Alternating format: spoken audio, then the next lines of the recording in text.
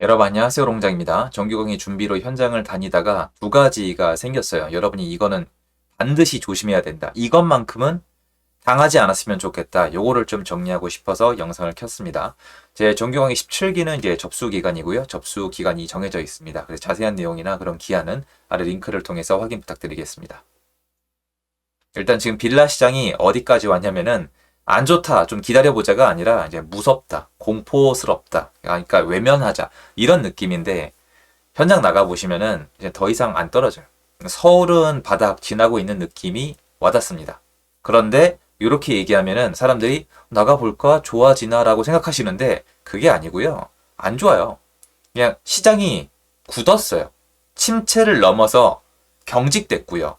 안 좋고 집주인분들 다 지옥이고 울상이에요. 그건 맞는데 부동산은 가지고 있는 사람이 던져야 돼요. 저렴한 가격에 던져야지 지속적으로 던져야지 가격이 내려가는데 이게 한계가 있단 말이에요. 그런 것들을 따졌을 때 더 이상 악화는 안 되고 있다. 이렇게 좀 판단이 가능하고요. 정작 시장에 나가보시면 생각보다 많이 이렇게 무너지진 않았습니다. 그리고 오늘 제가 영상을 준비한 이유기도 한데요. 지금 국토부 장관님께서 아직 안 바뀌었습니다. 청문회 20일인데 지금 국토부 장관님께서 얼마 전에 유튜브 초대형 채널에 나가셨더라고요. 근데 나가신 이유가 미국으로 도망간 전세 사기꾼을 잡자 이게 내용이었어요. 당연히 상식적으로 납득이 되고 당연히 그 모습을 응원하고 국민분들이 그거를 좋아하는 게 정상이에요.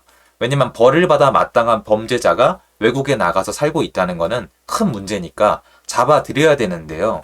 저는 약간 생각이 다른 게 뭐냐면은 국토부 장관님이 그 범죄자를 잡는 거가 주요 업무는 아니시잖아요. 그러니까 당연한 업무잖아요, 사실은. 저도 제가 당연히 할 일은 다 하고 제 책임을 할 수밖에 없는 구조인데 문제는 주요 초점이 여러분들 중에 한번 생각을 해보세요. 범죄자를 처벌하는 게 중요해요? 아니면 여기 피해자분들 구제하는 게 중요해요? 저는요, 피해자분들 구제하는 게 중요하거든요. 저는 피해자분들 공감하는 거 중요하고 범죄자 처분하는 거 중요한데요. 저는요, 성격이 제일 중요한 게 이분들이 구제를 받는 거예요.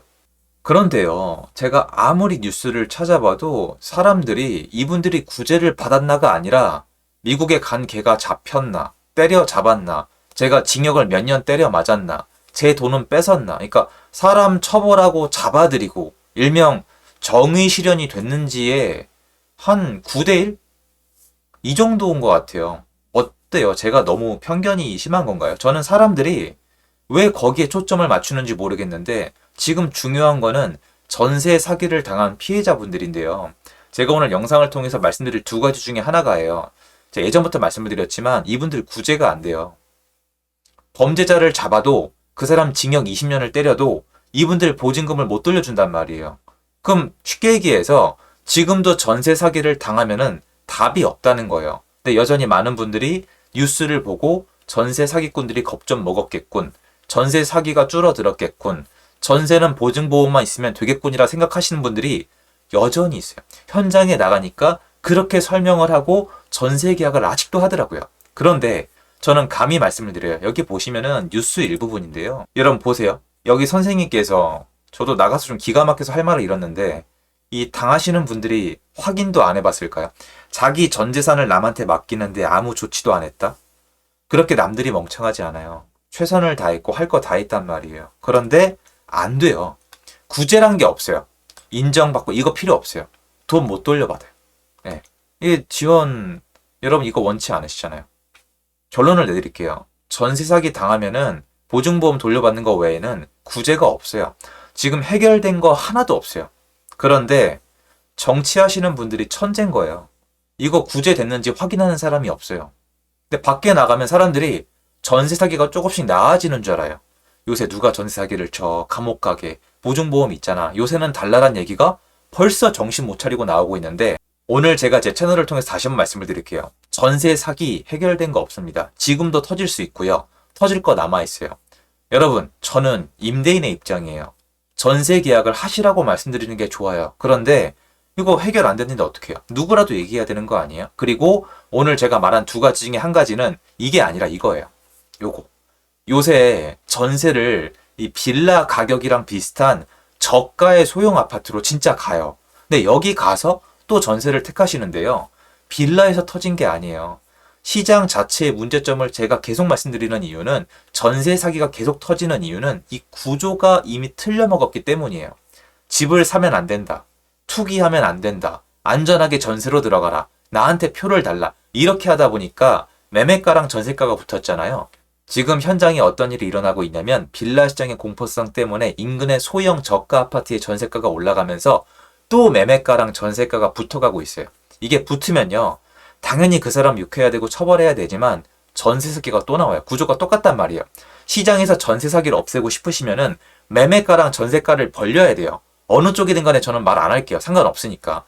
이 사기는 없애야 될 거 아니에요. 이게 매매가랑 전세가가 확 벌어지게 되면은 이게 사고가 터져도 이렇게 보증금을 못 돌려받는 분들이 엄청 줄어요. 물론 근저당이나 법적으로 장난치는 애들은 방법이 없는 건 맞지만 아무튼 이 구조 자체를 바꿔야 되는데 빌라가 문제가 아니에요. 구조가 문제이기 때문에 여러분 이게 매매가랑 전세가랑 가까이 있으면은 전세 계약을 하지 마세요. 그냥 월세로 사시는 게 훨씬 안정해요. 왜냐면 월세는 보증금이 적잖아요. 그래서 강조하고 싶은 거는 첫 번째, 옛날에 많이 말씀드렸으니까 빌라의 매매 시세를 모르겠다? 그럼 일단 전세로 절대 살지 마세요. 빌라의 매매, 실제 거래 가능한 거예요. 실거래가 말고 그딴 거 소용없어요. 공부하셔야 돼요. 살아남기 위해서. 빌라의 매매 시세를 모르겠다. 전세 금지. 그리고 이 빌라 시장의 공포 때문에 안 그랬다가, 중요해요. 안 그랬다가 인근의 소형 저가 아파트가 매매가 가만히 있는데 전세가 올라가면서 붙었다? 이것도 전세 계약 금지예요. 왜냐면 이건 언제든지 수요가 다시 이탈할 수 있어요. 그러면 역전세 나버리거든요. 요런 경우에는 전세를 그냥 계약하지 마세요. 그런데 계속 이 얘기만 할 거예요. 뭐뭐 확인해라. 전세 사기 피하는 방법. 보증보험 확실하게 가입하는 방법. 당연히 다 맞는 말이고 다 알아봐야 되겠지만 보시다시피 최선을 다해도 피할 수 없는 게 많기 때문에 구조 자체가 잘못됐다면 계약 자체를 피하는 게 맞습니다. 그리고 두 번째는 이거예요. 지금 빌라 시장이 안 좋잖아요. 부동산 시장 자체가 침체가 돼 있다 보니까 이 중간에 생태계에서 먹고 사시는 분들이 먹거리가 많이 줄어들었어요. 그런데 저는 이게 맞다고 보거든요. 방법이 이거밖에 없어요. 비아파트, 소규모 주택을 공급해야 된다. 이게 지금 공급 방안이 이거밖에 안 남아있는 상황에서 후보자님이 박성우 국토부 후보자님이 이 얘기를 하셨는데 이거를 이용해서 그리고 신속이랑 모아타운을 이용해서 일명 빌라 물건을 파시는 분들이 계세요. 점점 늘어나고 있어요. 세미나도 하시고 그리고 당연히 설명을 되게 잘 하시고요.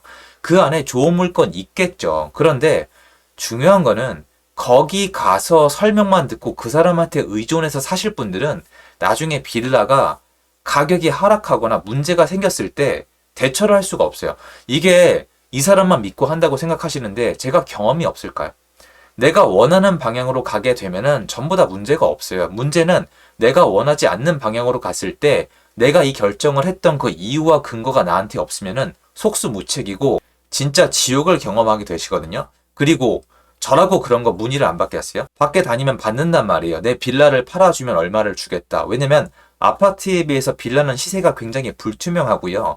전망이 어떻게 될지 모르고 나중에 매도가 쉽지가 않아요. 빌라가 돈이 안 든다는 거 아니에요. 빌라로 돈 버는 분들 정말 많이 봤고 빌라로 고수분들은 정말 부자 되신 분들도 있어요. 있는데 문제는 남만 믿고 사시면 안 돼요. 그런데 지금 빌라를 남한테 팔 수 있는 뭔가 소스가 너무 많아요. 지금 박상호 후보자님이 얘기했던 비아파트 활성화, 모아타운, 신속기획, 공급 부족, 그리고 부동산 시장의 반등 이런 키워드들 이게 거짓말은 아니에요. 근데 좋은 물건들도 진짜 있는데 제가 현장에 나가서 보면은 아파트에 비해서 빌라를 고르는 게 훨씬 더 어렵거든요. 보유 계획이나 나중에 처분 계획도 일일이 잘 세워야 되고 특히 실제 이용 가치를 넘어선 뭔가 아직 정해지지 않은 개발 호재 이런 것들은 옛날에 뉴타운 때 생각이 나거든요. 무조건 하지 말라는 건 아니에요. 그런데 최소한 여러분이 그걸 산다고 결정했을 때 판단 근거가 제 생각에 절반은 넘어야 돼요. 이 투자에 지적인 거나 금전적인 거나 지분이 내가 절반 이상이어야 되는데 이 사람만 믿고 90% 이상 결정을 한다? 그럼 나중에 잘못되면 어떻게 할 거예요? 거기 그렇게 우스운 분들 아니에요. 계약서에다 쓴단 말이에요. 이 투자에 대해서 밖에 나가서 얘기하지 않는다고. 그리고 되게 번듯해 보이실 거예요. 이런 것들이. 왜냐면 커야 사람이 압박감을 느끼거나 커야 믿게 되기 때문에 이게 사라지질 않아요. 전세 사기 안 없어져요. 그런 것들 안 없어져요. 그거 돈 될 수 있고 좋을 수 있는데 조심해야 되는데 제가 밖에 나가니까 벌써 있더라고요. 벌써 이제 그런 얘기들이 돌고 물건을 맡겨도 되냐고 묻고 이러시니까 이건 조심해야 되겠다는 생각이 들어서 두 가지 정리해 볼게요.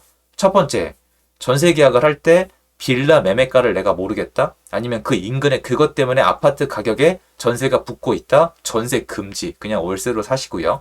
두 번째로, 빌라는 여러분이 아파트랑 똑같이 실거래가를 믿거든요. 실거래가 그거 진짜 좀 달라요, 아파트랑. 그래서 여러분이 직접 확인하기 어려운 게 되게 많아요. 이런 거랑 비슷해요. 여러분이 프랜차이즈 매장을 만약에 권리금을 주고 받으면은 그 앞에 매출이나 아니면 매입 같은 거 전부 다 속일 수 있거든요. 이게 무조건 속인다는 게 아니라 불투명한 게 많은 시장이기 때문에 여러분이 직접 확인을 안 하면은 상대방 입장에서는 마진을 내기 위해서 어떤가 뭔가 할 수밖에 없단 말이에요. 무조건 욕하기 전에 내 돈을 내가 지켜야 되는 건데 저도 실수한 적이 꽤 있거든요. 그거 말씀드리고 싶어서 영상 준비해봤습니다. 도움됐으면 좋겠습니다. 좋은 하루 되세요. 감사합니다.